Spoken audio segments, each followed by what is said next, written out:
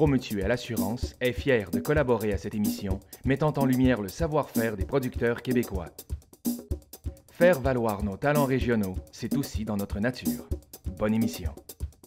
Merci aux agriculteurs et aux artisans de cultiver la qualité et les saveurs particulières de notre terroir avec tant de talent et d'ingéniosité. Le regroupement des centres locaux de développement de la capitale nationale. Bonjour à tous et à toutes et bienvenue à La Voix agricole. Cette semaine, on parle du transport. Tout d'abord, le transport des animaux du port à la ferme Kenny Port de Saint-Hilarion. Également, le transport du lait à la ferme Barjot de Baie-Saint-Paul. Sur ce, je vous souhaite une bonne émission. Ouch! Je me coupe mon...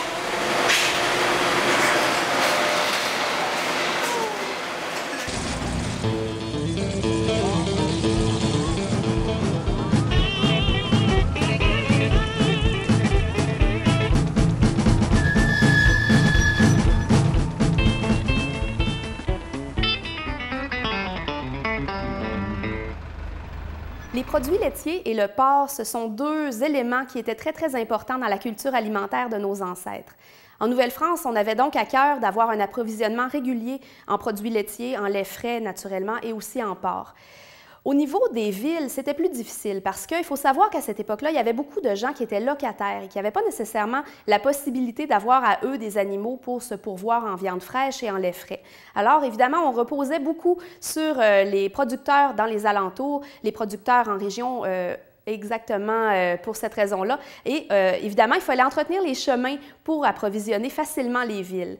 On peut imaginer qu'en été, approvisionner les marchés urbains, c'était quand même relativement facile, les chemins étaient beaux, mais en hiver, c'était beaucoup plus complexe. Alors, de quelle façon on procédait? Eh bien, souvent, l'animal entier, dans le cas du porc, était envoyé en ville et c'est le boucher qui s'occupait de le débiter pour sa clientèle sur place. Dans le cas du lait, c'est un peu différent. En fait, c'est que souvent, pendant la saison estivale, bon, c'était sous forme de lait frais. Évidemment, il fallait se dépêcher pour le consommer puisqu'on n'avait pas les méthodes de conservation requises à l'époque. Mais en hiver, spécial, hein, parce qu'on pouvait le débiter sous forme glacée. On avait le lait congelé, un bloc de lait congelé, et le vendeur en prenait tout simplement un morceau à la hache pour vendre à sa clientèle. Alors, vous imaginez un peu le tableau sur les marchés publics. Alors, pendant longtemps, comme ça, on va être un peu tributaire des éléments et naturellement, avec l'industrialisation, les nouveaux moyens de conservation et de transport, ça va faciliter quand même la vie des producteurs de porc et des producteurs laitiers de notre beau Québec et ça va faciliter aussi l'approvisionnement dans les régions urbaines.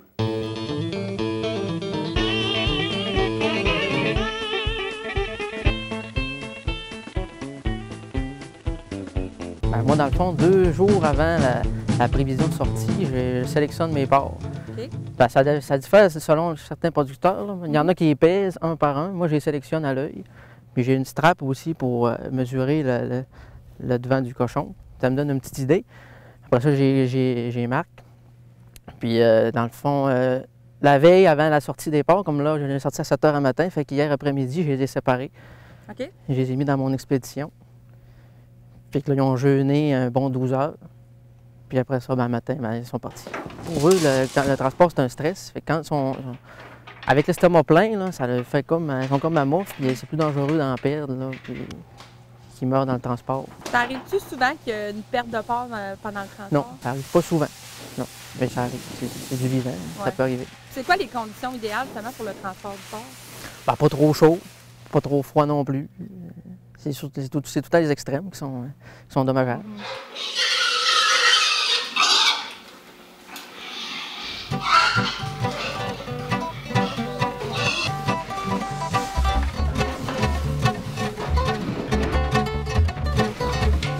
Moi, j'ai une entente avec mon transporteur. Lui, dans le fond, il assume la moitié de la perte du porc, puis moi, j'en assume l'autre moitié. OK. Puis le transport du porc, ça se fait au combien de temps? Quand il y a des porcs qui partent, au combien de temps? Ça dépend des fermes. Comme moi, je suis en bande aux 4 semaines. Je vais avoir... j'en sors à toutes les semaines quand même, là, mais j'ai plus des gros groupes. Mettons, je vais avoir une semaine, je vais en avoir beaucoup. Après ça, peut-être 3 semaines, je vais en avoir moins. Mais t'en as qui sont en bande à la semaine. Eux autres, c'est toutes les semaines réguliers, tout le temps, le même nombre de porcs. OK.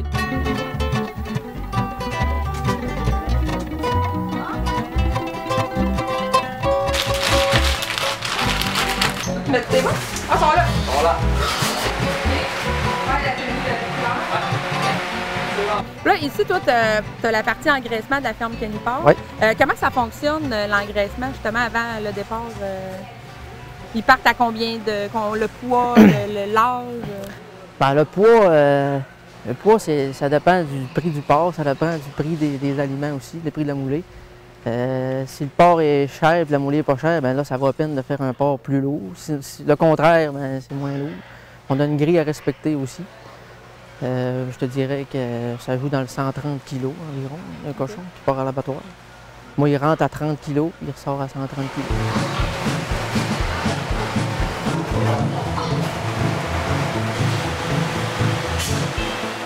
Avec le temps, on vient qu'on apprend à travailler avec l'animal. Dans le fond, c'est ça. C'est de travailler avec l'animal et non contre l'animal. C'est sûr que si tu arrives pressé dans le clos et que tu veux te dépêcher, puis là, c'est garanti que ça va virer en rond puis ça ne marchera pas. Ça peut être long à la Ouais.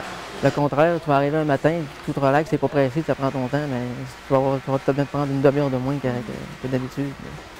Fait que là, là-dedans, qu'est-ce qui est écrit? C'est écrit combien de porcs qui sont partis? Ouais. Là, t'en as 44 dans le camion? De porcs, le tatou, parce que moi, je les ai tatoués, mes cochons, avec mon numéro. OK. Ça, pour l'abattoir, ils vont savoir que c'est mes cochons.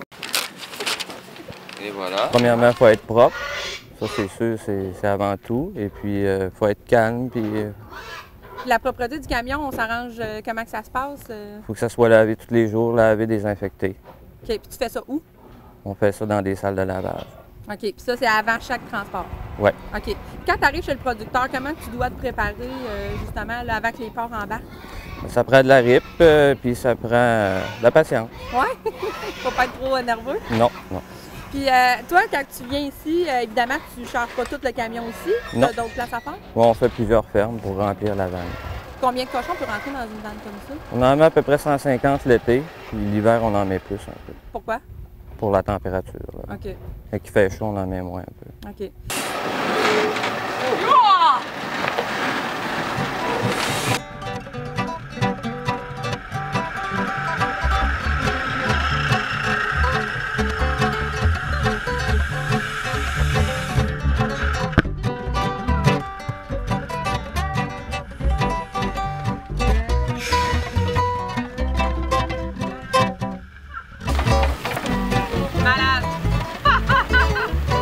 Comment ça se passe sur la route quand tu conduis un gros camion comme ça avec tous les porcs? Est-ce qu'il arrive des pépins ou... Ben, pas vraiment. Il faut rouler. Quand on roule, ça leur fait de la ventilation. Et puis, il faut y aller mollo avec les breaks. Puis, OK. Puis est-ce que ça arrive des fois, justement, qu'il est arrivé des choses particulières pendant le transport? Ou, ben, généralement, ça va bien. C'est sûr qu'il faut s'avancer pour ne pas briser là, en plein été. Normalement, ça va bien. Là, tu pars où avec ça, ce chargement-là? Là, aujourd'hui, ça s'en va en Beauce à Vallée-Jonction. Et puis, là, il me reste 3 fermes à faire encore. Est-ce que ton trajet est toujours le même? Non, ça dépend des fermes où ils sont attitrés. OK. OK. Puis, qu'est-ce que ça prend quoi comme formation pour faire ça? On a une simple formation pour chargement là, de TQA, qui appelle là, une formation anglaise, mais on apprend sur le tas, disons. Là. Ouais. Ça fait longtemps que tu fais ça? Ça va faire 5-6 ans. OK. OK. Évidemment, ça prend tes cartes de chauffeur. Oui, ça prend. Faut être chauffeur. Oui. Avant tout. OK. C'est bon. Puis, y a-t-il quelque chose que tu trouves difficile dans ce métier-là, de transporteur d'animaux? L'hiver, c'est plus rough. Avec la température, les cochons veulent moins sortir de la ferme. Puis la neige, puis les tempêtes. OK. Ouais. C'est bon. Bien, merci beaucoup, Patrick. Merci beaucoup. Qu'est-ce que tu penses qui va arriver? Est-ce que toi, tu as quand même une vision positive? Oui, c'est sûr. Il ne faut pas lâcher. Écoute, à chaque problème, il y a sa solution. Évidemment. Bien, merci, Kevin. Merci beaucoup. Alors, fais-tu pour que ça... Lui est en train de me dévorer, mon gars. Arrête de manger ma chemise à 110 $, mais fou. Es-tu malade dans ta tête? Hey, hey, hey! Il a aimé ça? Arrête de me mordre! Il m'a mordu! Alors bonjour, bienvenue à la chronique, encore une fois, de la Voix agricole. Philippe de l'Auberge de Canard-Rupé. Aujourd'hui, on se fait un petit appetizer, brochette de porc, balsamique et érable. Ça nous prend donc un filet de porc, ou une partie de filet de porc que je vais trancher dans le long.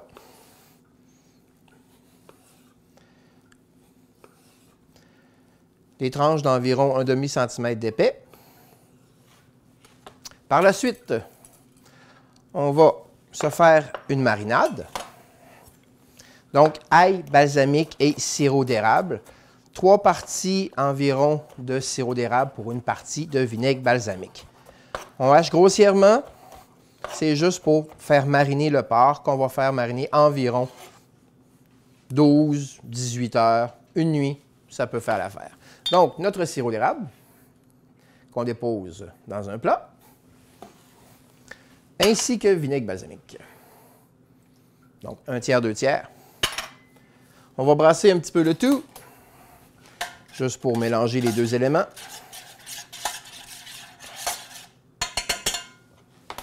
Et on va y déposer nos lanières de porc. On peut les retourner au bout d'environ 4-5 heures. Voilà. Comme ça. Donc, papier film au réfrigérateur pour 12 à 18 heures. 18 heures plus tard, nos lanières de porc sont donc marinées. Donc, vous voyez, on les a colorés.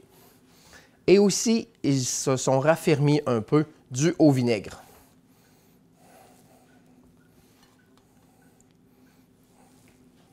On va donc les enfiler sur nos brochettes. Puis on ne veut pas trop les corder. 1, 2, 3, 4 et 5. Comme ci, comme ça, comme ci, comme ça. Donc, on a 5 petites brochettes. On démarre un feu. Poêle chaude. Toujours classique, huile d'olive. Et on va les faire revenir quelques minutes. On conserve la marinade. On va la faire bouillir tout à l'heure quand nos brochettes vont être cuites. Donc, 2-3 minutes chaque côté environ. On peut le terminer au four. Ou moi, ce que j'aime bien faire, c'est les saisir comme il faut. 1 à 2 minutes. On met un couvercle. On laisse reposer, tout simplement. Donc, on dépose nos brochettes. Donc, on les laisse cuire quelques minutes. On va assaisonner, évidemment. Un peu de sel. Poivre. Notre porc est cuit. Notre marinade qu'on verse pour faire caraméliser. Important de remettre l'ébullition. On va caraméliser. Ça devient translucide. Ça commence à décoller des bordures. C'est prêt. Donc, dans un ballon, on termine avec le jus qu'on va juste mettre dedans. Comme ça. On essuie notre bordure. Et voilà donc brochette balsamique et sirop d'érable. Bon appétit!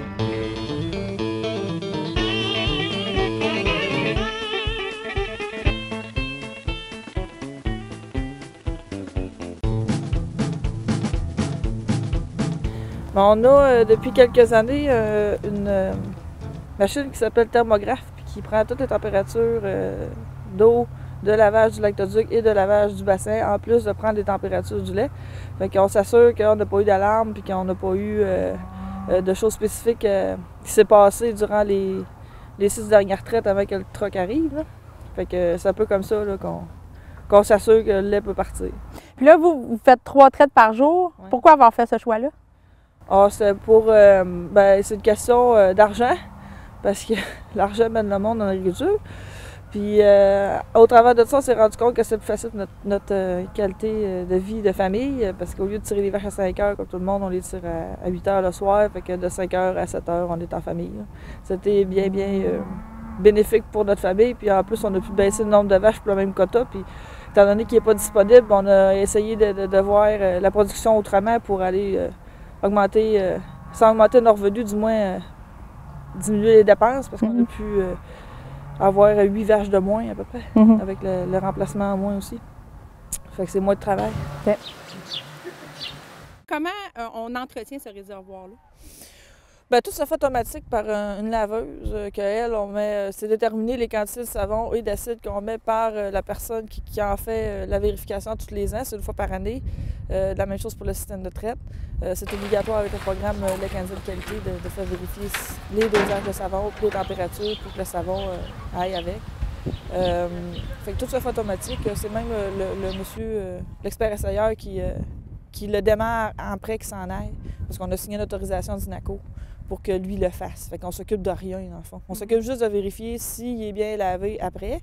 Puis ça, bien, on lève le couvert, on fait une inspection visuelle, parce que des fois, pour X raisons, la machine peut avoir pas capté quelque chose. Fait que à chaque fois que le truck est passé et que le lavage est fait, on fait une inspection visuelle.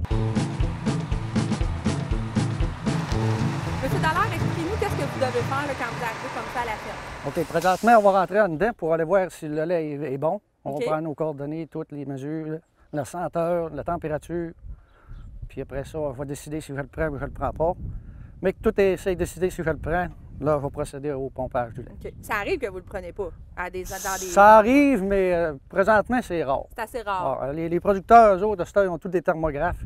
Quand il y a un problème, s'il arrive quelque chose, ça va sonner. OK, oui. Puis eux autres, ils vont procéder vite à ce qui est le problème qui est arrivé. C'est ça. Souvent, les producteurs vont faire le travail avant. Oui, c'est ça. OK, parfait. ça. Fait qu'on va vous suivre à l'intérieur, on va aller voir ça. OK.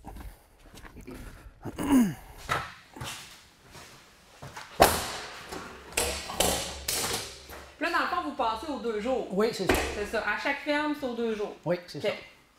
Là, la fibre principale, il faut que je chante le lait avec mon nez. J'ai juste ça d'outils. Puis ça va vous le dire tout de suite. Oui, ça me le dit tout de Ah suite. oui, OK. Ouais, Qu'est-ce que c'est supposé de sentir?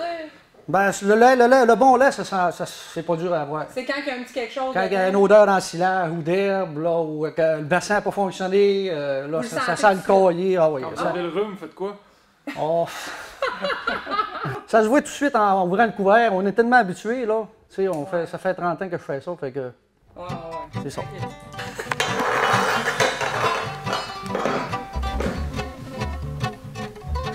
Faut pas faire cogner la fondeuse. J'ai encore 23 cents. OK, fait que c'est comme tantôt. C'est ça. Fait que là, cette donnée-là sert à quoi? Ça me donne le volume de lait. Le volume de lait, OK. Ouais. Et quand on procède au pompage du lait, il faut fermer le couvert.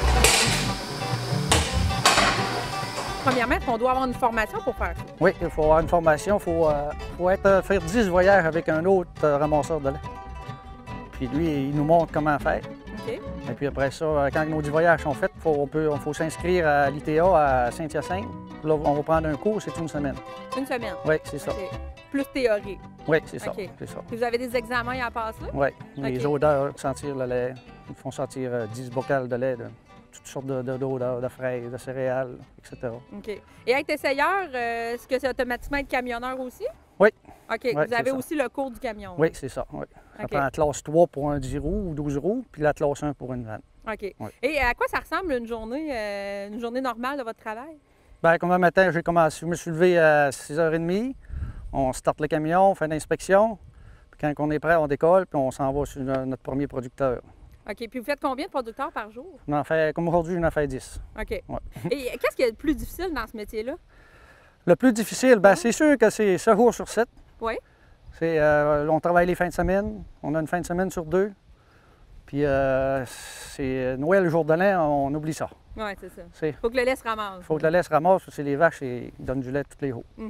Est-ce que des fois, justement, là, bon, vous conduisez quand même un gros camion, il y a beaucoup de lait là-dedans, les intempéries, des fois, est-ce que c'est problématique aussi? Oui, c'est sûr que quand il y a des grosses tempêtes, il faut sortir, puis on n'a pas le choix. Parce que le lendemain, on a encore un autre voyage à faire sur une autre route. C'est ça. Ça peut arriver qu'il y ait des problèmes, là, mais on est capable de s'organiser. Eux autres, ils peuvent loger Saint-Traite. Fait que au pire, ça nous donne une chance. OK. J'ai décidé qu'il sentait bon. Là, je vais prendre la température. OK. Il est supposé d'être à quelle température? Normalement, ça joue entre 2 et 4 degrés. 2 et 4 degrés? Oui. Quand j'ai tout fini ça, il faut que je fasse partir l'agitateur au moins 30 secondes avant le pompage. Pourquoi? Pour que le gras se mélange. Parce que le gras, il monte toujours. Oui, il y aurait peut-être du temps, là. OK, on prend pas de chance. On prend pas de chance. Il faut faire ça. Fait que je vais partir l'agitateur. Parfait. Oui, il y a 2 réservoirs. Oui. Puis c'est séparé en deux, c'est ça. On en met on remplit le 1, puis on en met dans 2, on alterne comme ça pour pas qu'il y ait des fois qu'il y ait des antibiotiques, on scrape le voyage, comment dire.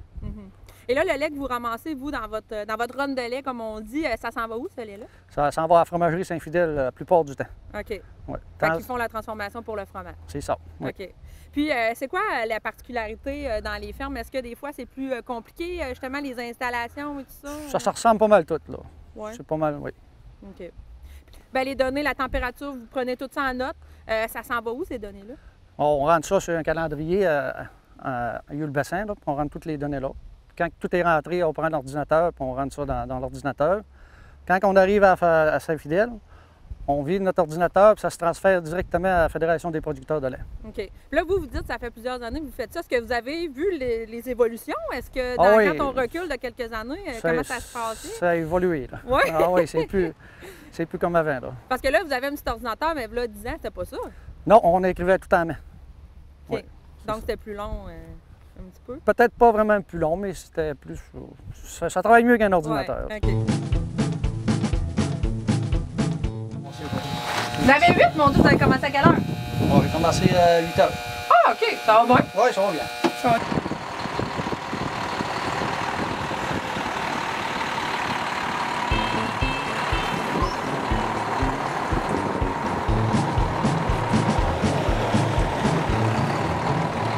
Qu'est-ce qui fait justement qu'on a un lait de qualité? C'est quoi les règles à suivre? Bien, d'abord, ça prend un troupeau en santé. Ça prend des santé du pis le plus possible. C'est sûr que ça reste vivant puis ça vit dans un environnement qui peut être parfois humide. C'est dépendant aussi de la température. Quand c'est humide dehors, c'est dur de garder ça sec en dedans. Fait que, on a des produits là, pour rendre les salles sèches. Puis pour savoir si jamais on a une mamite, c'est d'être assez vite sur les traitements, mais sans traiter pour rien non plus. Fait que pour ça, on a le lacto qui prend des échantillons de lait tous les mois. Fait que, on sait vraiment quelle vache est plus infectée que d'autres. Fait que là, on peut vraiment faire des tests de bactériologie sur les vaches qui sont les plus infectées. Nous, ici, personnellement, on fait des tests de bactériologie sur toutes les vaches à chaque lactation, chaque début. C'est ça qui nous dit si elle peut changer de place dans l'étable parce que les contagieuses ne peuvent pas être au début de la traite, toujours à la fin. Fait que souvent, dépendant de ces résultats-là, c'est ça qui va décider où est-ce qu'elle va se placer dans l'étable. OK.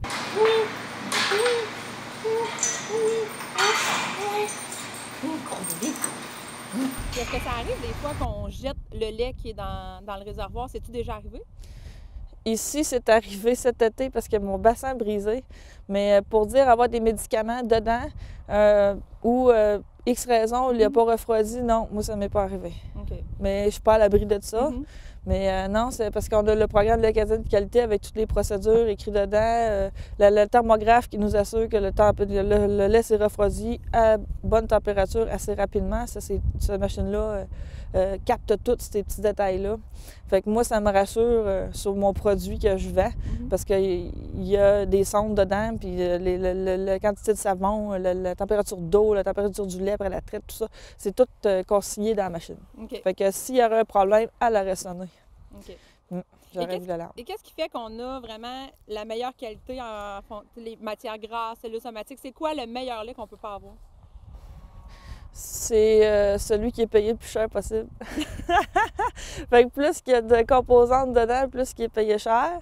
Dans une autre partie, c'est bon avoir les composantes, mais si on n'a pas les cellules somatiques, les bactéries bases, ben pour moi, ça vaut ce que ça vaut parce que notre fierté, nous autres, c'est de produire un lait de qualité quand même. Puis la qualité pour soi par les cellules somatiques puis par les bactéries. C'est ce qui fait qu'à l'épicerie va se garder, là, c'est le taux de bactéries, cellules somatiques très bas. OK.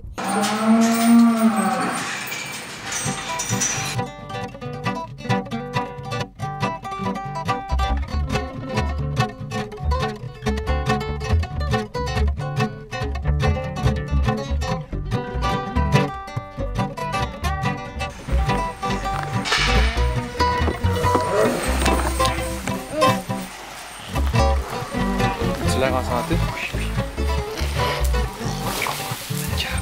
Comment on fait la gestion de cette génétique-là? Est-ce que c'est compliqué? Non, ben, ça pourrait l'être, mais le SIAC a développé, le Centre d'Insémination a développé un outil qui s'appelle Génoplan. Puis avec Génoplan, on a tout comme la moyenne de nos vaches dessus, fait qu'on est vraiment capable de voir nos points forts, nos points faibles, puis qu'est-ce qu'on devrait améliorer.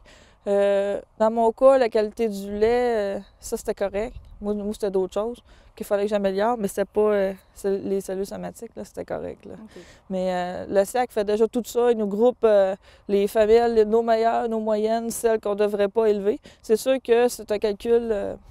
Puis si nous, on voit dans notre étape que ces vaches-là n'ont jamais eu de problème et qu'ils sont dans la liste de ne pas élever, bien, c'est nous autres qui décident. C'est des suggestions. Mais avec ça, on a une bonne idée de où est-ce qu'on peut s'en aller. Dépendant de nos objectifs, c'est sûr que nous, notre objectif de qualité du lait est assez haut. Fait que c'est ça. Amélie, explique-nous, le pis d'une vache, c'est là, ça se passe là, quand même, là, le lait se fabrique là. Comment, c'est quoi un beau pis en santé? Les caractéristiques principales? Bien, c'est sûr qu'il faut qu'il y ait une bonne texture. Quand on prend la peau, là, le plus mince possible. OK. C'est une caractéristique d'un bon pis. Que les trayons soient égales, puis pas trop collés, sinon ça dérange la trailleuse quand il se rêve. Là, ça, ce pis-là, il est fun à traire. Okay. Elle, là, c'est pas mal dans mes préférés. Là. Puis ça arrive, justement, que les pis sont un peu difformes, les trayons aussi. Ah oui, il y en a qui ont 3 trayons. Puis qu'est-ce que ça fait dans ce temps-là? Bien, ça fait qu'on met un bouchon dans l'autre pour pas que l'air continue de rentrer, là, mais c'est pareil. Là. OK, fait que c'est pas grave. Ben, c'est pas l'idéal, parce que c'est pas plaisant. C'est du taponnage, mettre le bouchon. Mais ça fait pareil. Okay. Moi, j'en ai 2. Là. OK. La propreté, c'est important pas mal. L'idéal, c'est en dessous, il faut que ce soit propre. Puis à l'intérieur des pattes. Parce que quand ils se couchent, les trayons sont en contact avec l'intérieur des pattes. Fait qu'il faut que l'intérieur des pattes soit propre. Elle pourrait avoir des crottes sur le bord de la cuisse, sur le dehors des pattes. Mais si le dedans il est propre, c'est aide. OK. Puis la stalle aussi, il faut qu'elle soit bien sec. Comme là, que je l'avais mis un peu, là, ça, cette poudre blanche-là, c'est de l'Aquasoft, c'est un produit de la Coop Vent, c'est un asséchant litière. Ça va être l'humidité. Fait que ça dégoûte un petit peu pendant qu'elle est couchée, bien, tout va s'absorber, puis ça va éviter que les mouches se ramassent là. Puis les mouches, c'est un autre agent de distribution de maladies. Là. C'est ça, je pense, le plus difficile, c'est savoir prendre la bonne décision, parce que c'est des animaux, ils parlent, mais autrement. Puis il faut savoir les écouter. Puis les équipements que ça prend, j'imagine qu'il y a toutes sortes de gammes d'équipements. Est-ce que justement, on essaie toujours d'avoir le meilleur pour s'assurer de la qualité du lait puis s'assurer de... Non, je pense pas. Non? Je pense qu'en général, les gens, ce qu'ils achètent aujourd'hui, c'est leur confort à eux. C'est pas nécessairement le confort des vaches. Parce qu'une vache tirée à treilleuse ordinaire ou tirée au robot à 250 000 $, ça va donner le même lait et la même qualité. Je pense pas que ça change quelque chose. C'est plus dans les pratiques de régie. Puis la régie, que ce soit en robot ou en stabilisation attachée comme nous, ça ne doit pas changer bien, sur le fait que les stalles, il faut qu'ils soient secs, puis que, tu comprends? C'est ça. Je vais recommencer. Parce que là, j'arrive pas à calmer ça. Arrête donc! OK, non, ça va être correct, là, c'est parce que... Ouch! Parce que j'ai eu peur qu'elle me pile sur le pied. Ça va être correct parce que... Ouch!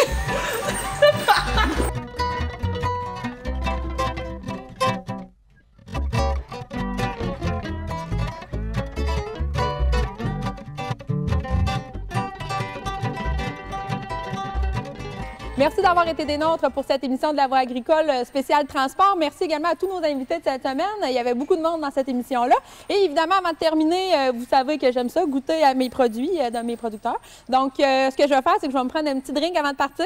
Puis, je vais me servir moi-même parce qu'il n'y a personne qui me servir. Là. Tout le monde travaille ici. Là, fait que je vais me prendre mon petit drink. Eh, Seigneur! Yep. Bon, ben, chin. Y a-tu du quick à quelque part?